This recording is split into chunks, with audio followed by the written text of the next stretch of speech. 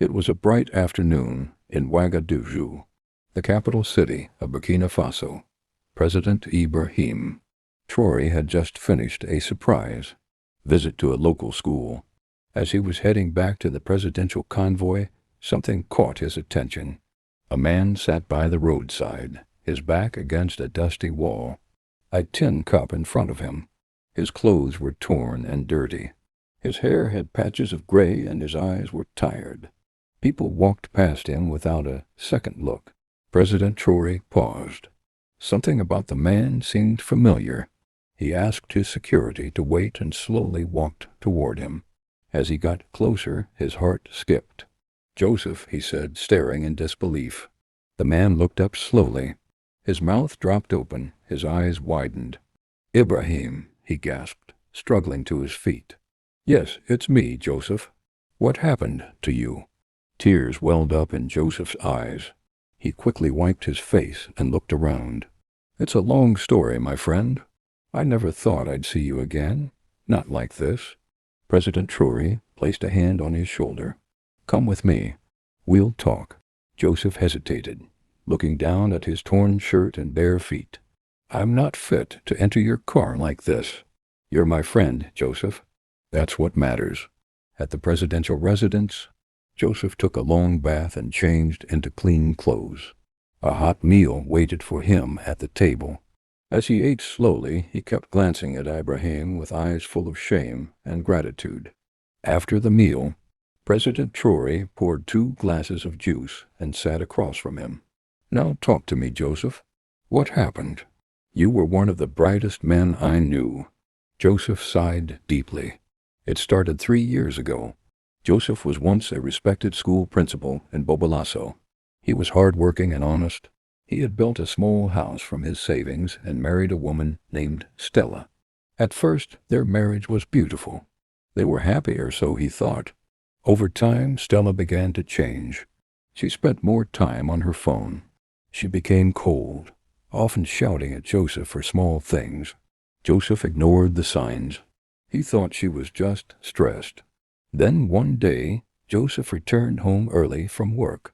He walked into his bedroom and found Stella in bed with another man. "I couldn't believe it," Joseph whispered. "It felt like the ground opened beneath me. I was frozen."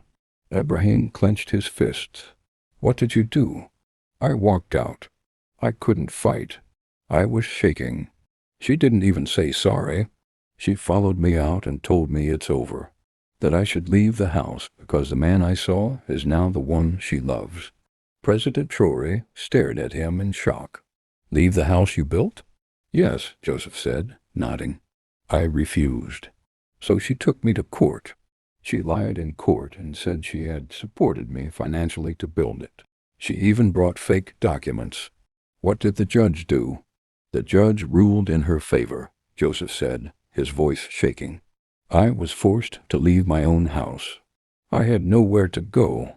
My little savings went to pay lawyers. I lost everything. My job, my home, my respect." President Traoré sat back, his heart heavy. "That's wickedness." Joseph nodded. "I lived with a friend for some time, but shame drove me away. I started sleeping under bridges. Then I began begging for food. I eat once a day if I'm lucky. Every time I close my eyes, I see Stella and that man laughing." He looked down, tears rolling down his face. "I became a shadow. I wanted to die." President Traoré stood up. "Joseph, I'm sorry. You didn't deserve any of this. But I promise you, your story will change." Joseph looked up. "You still call me your friend?" I never stopped. That night, as Joseph slept peacefully on a clean bed, President Traoré sat in his office. He had made a decision. He would not let Joseph remain broken. He would give him a fresh start. The next chapter of Joseph's life was about to begin. The next morning, Joseph woke up to the smell of breakfast. For a moment, he thought he was dreaming. The soft bed beneath him, the clean sheets, the fresh clothes beside his bed, it all felt unreal. Then he heard a gentle knock on the door. It opened, and a staff member entered with a tray. "Good morning, sir. President Traoré asked me to serve you." Joseph sat up slowly, his voice still weak. "Thank you." As he ate, he thought about everything that had happened. Just yesterday he was begging on the street. Today he was sleeping in a presidential guest room.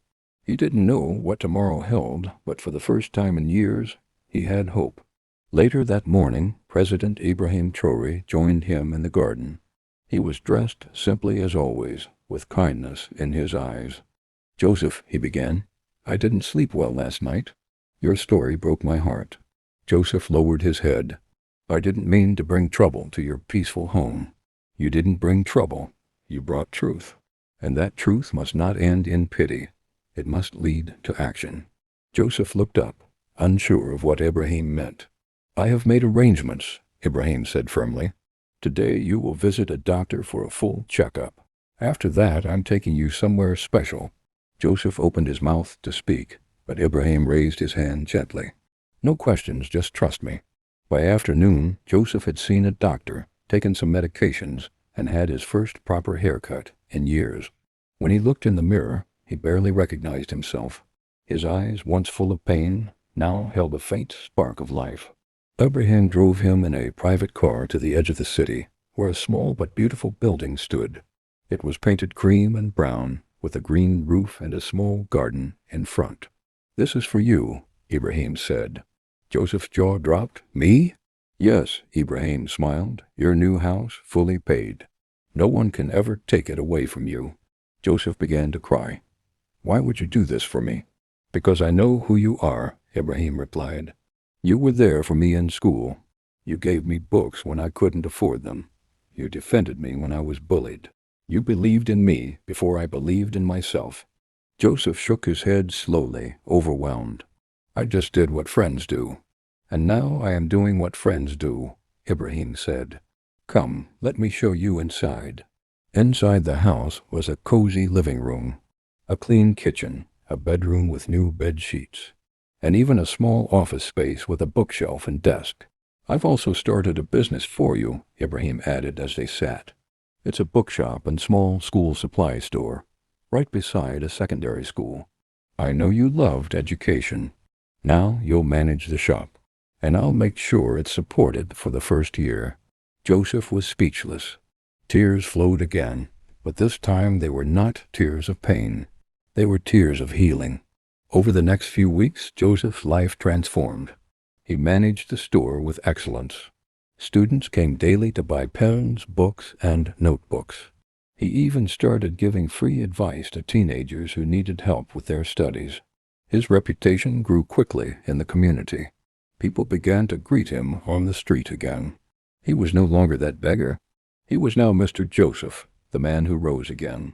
One Saturday afternoon, as he was arranging books on a shelf, a soft voice called his name. He turned around and froze. It was Stella, his ex-wife. She looked different now. Her once proud face was pale. Her clothes, once elegant, were plain. She wasn't wearing any jewelry. Behind her stood a small suitcase. "Joseph, can we talk?" she asked, her voice low. Joseph slowly walked outside the shop, crossed his arms, and looked at her. "What do you want, Stella?" Tears filled her eyes. "I have nowhere to go." Joseph said nothing. She continued. "He left me. The man I left you for. He sold our house and emptied my account. He ran away with another woman. I lost everything." Joseph closed his eyes briefly. "I've come to say I'm sorry," she whispered, "and to ask if I can stay with you just for a while." Joseph opened his eyes. "Stella, I forgave you long ago, but I've moved on. I have a life now, a peaceful one. You chose your path. Now I have mine." Stella looked down in shame. "Please, even just a room?" "I'm sorry, Stella," Joseph said calmly. "I wish you well, but this house is not your home." He walked back into the shop, heart pounding. That night he called Ibrahim. "She came back," Joseph said. "And what did you tell her?" Ibrahim asked. "I told her no." Ibrahim smiled on the other side of the phone. "I'm proud of you." Joseph took a deep breath. "Thank you, Ibrahim. You didn't just give me a house and a business. You gave me back my dignity. But Joseph's story was far from over. He was about to experience something he never imagined: love again. The days passed quietly for Joseph. His shop was doing well, and he had begun to smile more often. Each morning, he opened the store early and welcomed students and teachers with respect and kindness. Word spread fast. He was not just a seller. He was a helper, a listener, a father figure to many. One Friday morning, as he was arranging pens on the counter, the doorbell rang. He looked up and saw a woman walk in. She wore a simple blue dress and had a kind face. Her eyes were bright, and her smile was warm. "Good morning," she greeted. "Do you have mathematics textbooks for senior school?" "Yes, we do," Joseph replied. "Come with me." She followed him to the shelf, picked what she needed, and returned to the counter. As Joseph packed her books, she said softly, "I've seen you before. You help the children who cannot afford books." Joseph smiled. "They remind me of who I used to be." The woman extended her hand. "I'm Grace. I teach at the secondary school nearby." Joseph shook her hand. "I'm Joseph. I own this place." Grace raised her eyebrows, impressed. "That's wonderful. Your shop is neat and welcoming. We need more people like you in this area." Joseph felt his heart beat a little faster. He hadn't spoken to a woman this way in years. "Thank you. You're kind." Days turned into weeks, and Grace became a regular visitor. Sometimes she came to buy teaching materials, sometimes just to say hello. Their conversations grew longer. She would bring him lunch sometimes, and Joseph would walk her back to the school. They laughed, shared stories, and encouraged each other. Grace had lost her husband 5 years earlier and was raising a daughter alone. She understood pain. She also understood healing. One evening, as they sat outside the shop watching the sunset, Grace turned to Joseph. "You know, you're a strong man," Grace said. Joseph smiled. "I don't feel strong. I just feel lucky to be alive." "No," Grace said firmly. "You've been through the fire and didn't burn. You still chose to be kind. That's strength." Joseph looked into her eyes. "I never thought I'd meet someone like you." Grace looked down shyly. "And I never thought I'd smile again the way I do now." There was a silence between them, gentle and warm. It didn't need words. That night, Joseph called President Traoré. "I think I've met someone," he said. Ibrahim laughed softly. "Joseph, the lover boy?" "Not like that," Joseph chuckled. "She's different. Her name is Grace. She's calm, wise, and full of light." "Then don't let that light go out," Ibrahim said. "You deserve joy." Joseph took his time. He and Grace continued to grow close. Her daughter, little Rachel, loved coming to the shop to help arrange books. Joseph treated her like his own. He taught her how to read faster, helped with homework, and even built a small reading corner just for her. One sunny afternoon, Joseph took Grace and Rachel to a quiet garden. He knelt gently, holding a small ring in his hand. "I don't have much to offer," he said, "but I have peace, respect, and love. Will you marry me?" Grace's tears welled up in her eyes as she nodded. "Yes, Joseph. 1,000 times yes." Rachel jumped with joy and hugged them both. The wedding was small but beautiful. President Traoré attended with a smile on his face. He pulled Joseph aside after the ceremony. "You look like a man who finally found his peace," he said. "I know, my friend," Ibrahim said. "You found peace because you never gave up." Months later, Joseph's life was nothing like before. He now had a loving wife, a daughter, a successful business, and a home filled with laughter. He had also started a foundation to help struggling men who had lost everything in life, just like he once did. One of his first projects was building a shelter for homeless men and giving them training and small business skills. "I was once on that street," Joseph would tell them. "But one friend changed my story. Now I want to change yours." Back in a rented apartment on the other side of town, Stella sat alone. She had tried reaching Joseph several times, but he never answered. She had even gone to his shop, but the sign on the door read, "Mr. Joseph is away on family vacation. Shop will reopen next week." She stood there, looking at a picture of Joseph and Grace holding hands, with Rachel in the middle. Her hands trembled. Tears rolled down her cheeks. She had everything and lost it all. Now he had everything she never appreciated. She turned away slowly and walked down the dusty road. This time she was the one with nothing to her name. Joseph, meanwhile, sat with Grace on their porch that evening, sipping tea. "Do you sometimes think about her?" Grace asked gently. Joseph looked up at the stars, not with anger, just with wonder. How someone can throw away gold and pick sand. Grace chuckled softly. "Well, she lost a good man." Joseph turned to her. "And I gained a queen." She smiled and leaned her head on his shoulder.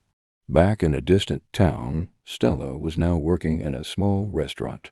Her beauty had faded, and the boyfriend who once promised her the world had stolen all, her money, and left her in debt. The house she once took from Joseph was sold. She had tried to take her own life once, but survived. She often stared at Joseph's photo online. She saw his interviews. She saw his happy home. She saw Grace, and it crushed her. But it was too late. The man she thought would be nothing without her had become something greater than she could ever imagine without her. 1 year later, President Ibrahim Traoré invited Joseph to the presidential palace for dinner. As they sat in the garden, he handed Joseph a small box. "What's this?" Joseph asked. "An award." Ibrahim smiled. "For your work with the Joseph Foundation. You have saved many lives." Joseph opened the box.